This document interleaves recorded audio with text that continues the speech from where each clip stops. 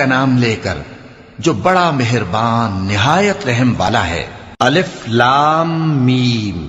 اس میں کچھ شک نہیں کہ اس کتاب کا نازل کیا جانا تمام جہانوں کے پروردگار کی طرف سے ہے۔ کیا یہ لوگ یہ کہتے ہیں کہ پیغمبر نے اس کو از خود بنا لیا ہے؟ نہیں، بلکہ وہ تمہارے پروردگار کی طرف سے برحق ہے، تاکہ تم ان لوگوں کو ہدایت کرو جن کے پاس تم سے پہلے کوئی ہدایت کرنے والا نہیں آیا، تاکہ یہ رستے پر چلیں۔ اللہ ہی تو ہے جس نے آسمانوں اور زمین کو اور جو چیزیں ان دونوں میں ہیں سب کو 6 دن میں پیدا کیا، پھر عرش پر جلوہ افروز ہوا۔ اس کے سوا تمہارا نہ کوئی دوست ہے اور نہ سفارش کرنے والا۔ کیا تم نصیحت حاصل نہیں کرتے؟ وہی آسمان سے زمین تک کے ہر کام کا انتظام کرتا ہے، پھر ہر کام ایک روز جس کی مقدار تمہارے شمار کے مطابق 1000 برس ہوگی اس کی طرف رجوع کرے گا۔ اسی شان کا ہے وہ خالق جو پوشیدہ اور ظاہر کا جاننے والا ہے، غالب ہے، بڑا مہربان ہے۔ وہی جس نے ہر چیز کو بہت اچھی طرح بنایا، یعنی اس کو پیدا کیا اور انسان کی پیدائش کو مٹی سے شروع کیا، پھر اس کی نسل ایک قسم کے خلاصے سے یعنی حقیر پانی سے بنائی، پھر اس کو درست کیا، پھر اس میں اپنی طرف سے روح پھونکی اور تمہارے کان اور آنکھیں اور دل بنائے، مگر تم بہت کم شکر کرتے ہو۔ اور کہنے لگے کہ جب ہم زمین میں ملیا میٹ ہو جائیں گے تو کیا اثر نو پیدا ہوں گے؟ حقیقت یہ ہے کہ یہ لوگ اپنے پروردگار کے سامنے جانے ہی کے قائل نہیں۔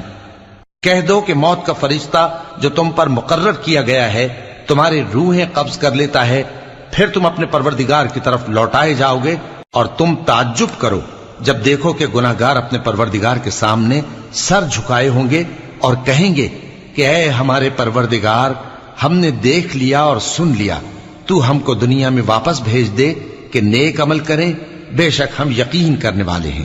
اور اگر ہم چاہتے تو ہر شخص کو ہدایت دے دیتے، لیکن میری طرف سے یہ بات قرار پا چکی ہے کہ میں دوزخ کو جنوں اور انسانوں سب سے بھر دوں گا، سو اب آگ کے مزے چکھو، اس لیے کہ تم نے اس دن کے آنے کو بھلا رکھا تھا۔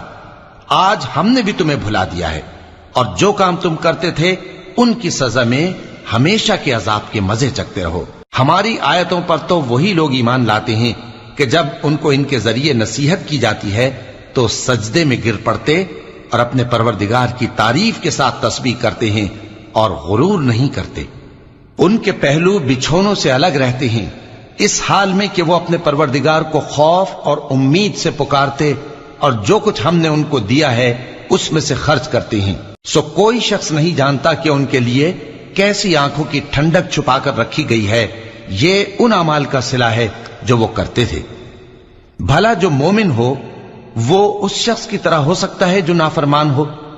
دونوں برابر نہیں ہو سکتے۔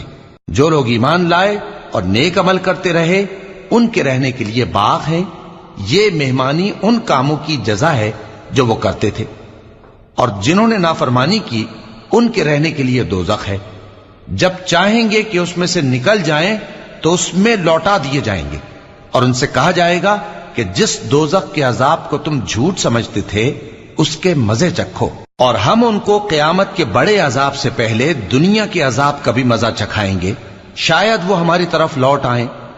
اور اس شخص سے بڑھ کر ظالم کون جس کو اس کے پروردگار کی آیتوں سے نصیحت کی جائے تو وہ ان سے منہ پھیر لے۔ ہم گناہگاروں سے ضرور بدلہ لینے والے ہیں، اور ہم نے موسیٰ کو کتاب دی تو تم ان سے ملاقات ہونے سے متعلق شک میں نہ ہونا، اور ہم نے اس کتاب کو بنی اسرائیل کے لیے ذریعہ ہدایت بنایا تھا، اور ان میں سے ہم نے پیشوا بنائے تھے جو ہمارے حکم سے ہدایت کیا کرتے تھے، جبکہ وہ صبر بھی کرتے تھے اور وہ ہماری آیتوں پر یقین رکھتے تھے۔ بلا شبہ تمہارا پروردگار ہی ان میں جن باتوں میں وہ اختلاف کرتے تھے قیامت کے روز فیصلہ کر دے گا۔ کیا ان کو اس امر سے ہدایت نہ ہوئی کہ ہم نے ان سے پہلے بہت سی امتوں کو جن کے رہنے کے مقامات میں یہ لوگ چلتے پھرتے ہیں ہلاک کر دیا؟ بے شک اس میں نشانیاں ہیں، تو یہ سنتے کیوں نہیں؟ کیا انہوں نے نہیں دیکھا کہ ہم بنجر زمین کی طرف پانی رواں کرتے ہیں، پھر اس سے کھیتی پیدا کرتے ہیں جس میں سے ان کے چوپائے بھی کھاتے ہیں اور یہ خود بھی کھاتے ہیں، تو یہ دیکھتے کیوں نہیں؟ اور کہتے ہیں اگر تم سچے ہو تو یہ فیصلہ کب ہوگا؟ کہہ دو کہ فیصلے کے دن کافروں کو ان کا ایمان لانا کچھ بھی فائدہ نہ دے گا اور نہ ان کو مہلت دی جائے گی، تو ان سے منہ پھیر لو اور انتظار کرو